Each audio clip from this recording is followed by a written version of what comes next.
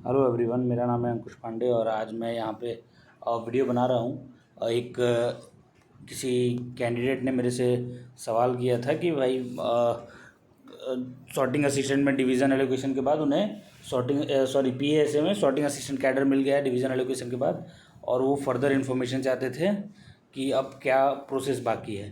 तो देखिए, नॉर्मली किसी भी गवर्नमेंट जॉब में, सिविल गवर्नमेंट जॉब में प्रोसेस लगभग सेम होता है। अटेस्टेशन फॉर्म भरने के लिए दिया जाता है और 2 गैजेटेड ऑफिसर से कैरेक्टर सर्टिफिकेट बनवाए जाते हैं और उसके साथ मेडिकल सर्टिफिकेट लेके आपको ज्वाइन करना होता है। लेकिन कुछ जगहों पे क्या होता है कि कभी ज्वाइनिंग के टाइम ये डॉक्यूमेंट्स जमा करवाते हैं, कहीं कहीं पे क्या होता है कि इसके लिए अलग से बुलाते हैं और बाकी लास्ट में ज्वाइनिंग अलग से करते हैं। तो मैं आपको ये जो सॉर्टिंग असिस्टेंट का आपने पूछा, तो जब मैंने सॉर्टिंग असिस्टेंट ज्वाइन किया था 2020 में, तो उस टाइम मेरे साथ क्या प्रोसेस हुआ था वो आपको बताने की कोशिश करूँगा। जब मैंने ज्वाइन किया था सॉर्टिंग असिस्टेंट, तो एक्चुअली क्या था कि हमारे टाइम कोरोना का टाइम चल रहा था और अभी लॉकडाउन जो है धीरे धीरे बढ़ते जा रहा था और हमारी ज्वाइनिंग उसके कारण डिले हो रही थी। तो हमें 1 जुलाई को जो आरएमएस जी डिवीज़न है, गोरखपुर में मेरा ज्वाइनिंग था, तो वहाँ से हमें ये एक लेटर आया था। ये देख सकते हैं, ये लेटर था। लेटर में उन्होंने ऑफ़र फॉर अपॉइंटमेंट करके लिखा हुआ था और इसके अलावा ये एक अटेस्टेशन फॉर्म आया था। तो ये हमें मेल में रिसीव हुआ था, क्योंकि उस टाइम पोस्ट वगैरह का स्थिति उतना सही था नहीं, कोरोना का टाइम चल रहा था। तो मेल में जब मुझे रिसीव हुआ, तो मेल में रिसीव होने के बाद हमें एक शायद 12 जुलाई या समथिंग लाइक दैट, ऐसे डेट को 12 जुलाई या 20 जुलाई के अराउंड हमें बुलाया गया था अटेस्टेशन फॉर्म भर के और कैरेक्टर सर्टिफिकेट पे गैजेटेड ऑफिसर का साइन करवा के। मेडिकल हमसे मांगा नहीं गया था, हमें बस वही लेकर बुलाया गया था। तो उसके बाद हम लोग जब गए वहाँ पे, तो वहाँ पे जाने के बाद डॉक्यूमेंट वगैरह चेक हुआ, जो भी उन्होंने चेक किया।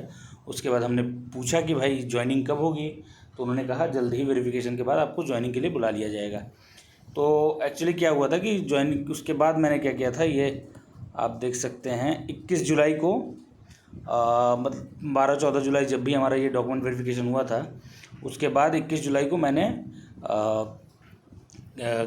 वहाँ उस जिस मेल से हमें आया था ये अटेस्टेशन फॉर्म एट्सेट्रा, उनसे मैंने कहा कि भाई हमारी ज्वाइनिंग जो काफ़ी लेट हो रही है, ये इसका रीज़न क्या है और जल्दी क्यों नहीं ज्वाइनिंग कराई जा रही है, बाकी डिविज़न्स में ज्वाइनिंग जल्दी हो रही है। तो चूँकि गोरखपुर जो है, गोरखपुर में ज़्यादातर जो लड़के सेलेक्ट हुए थे उस डिवीज़न में, उस कैडर में, वहाँ पे वो ज़्यादातर बिहार के लोग थे। 20 में से 16 लोग जो बिहार के थे।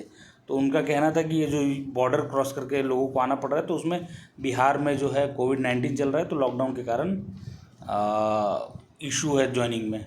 उन्होंने लिखा था ड्यू टू कोविड-19 lockdown in Bihar joining is not possible in this month.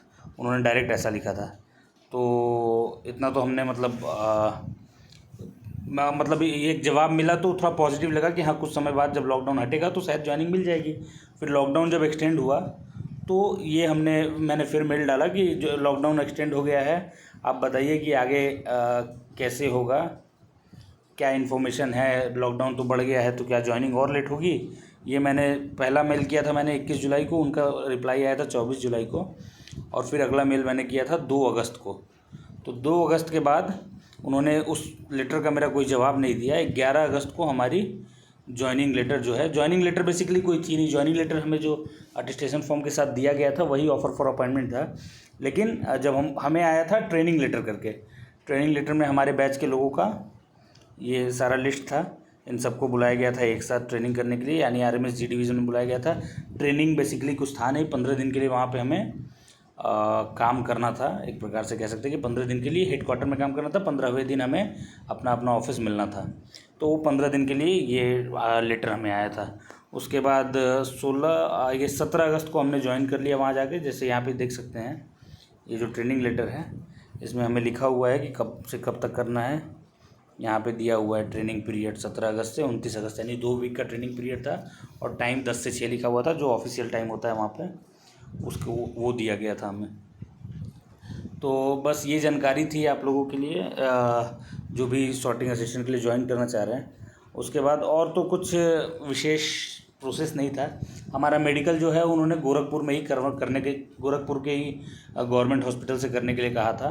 और अदरवाइज़ बाकी सब गवर्नमेंट जॉब में या फिर बाकी सब डिविजन्स में लोग अपने क्या कहते हैं होम टाउन के गवर्नमेंट हॉस्पिटल से किसी एमओ वगैरह से साइन करा के मेडिकल सर्टिफिकेट ले जाते हैं।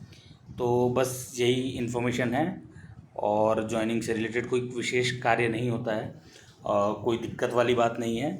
सिविल जॉब्स में ज्वाइनिंग में कोई ज़्यादा दिक्कत नहीं होता है। हाँ, जो ये आर्मी वगैरह या पुलिस वगैरह की जॉब होती है तो उसमें थोड़ा सा कैरेक्टर सर्टिफिकेट के लिए एसपी वगैरह से बनवाना पड़ता है, या फिर कुछ कुछ जॉब्स में होती हैं कि एसडीएम या फिर कोई भी उस लेवल के ऑफिसर से साइन करवाना होता है। बट इन सब जॉब्स में ऐसा कोई दिक्कत नहीं है। नॉर्मल सा अटेस्टेशन फॉर्म आता है, उसे सही सही जानकारी भर के आपको जमा करना है और कुछ नहीं। और भी कोई समस्या अगर किसी कैंडिडेट को है जो लगता है कि मैं जवाब दे सकता हूँ, तो आप मुझसे पूछ सकते हैं कमेंट वगैरह में, और मैं डेफिनेटली कोशिश करता हूँ कि जवाब दूँ। और किसी और इन्फॉर्मेटिव वीडियो के साथ अगली वीडियो में मिलेंगे। Thank you very much.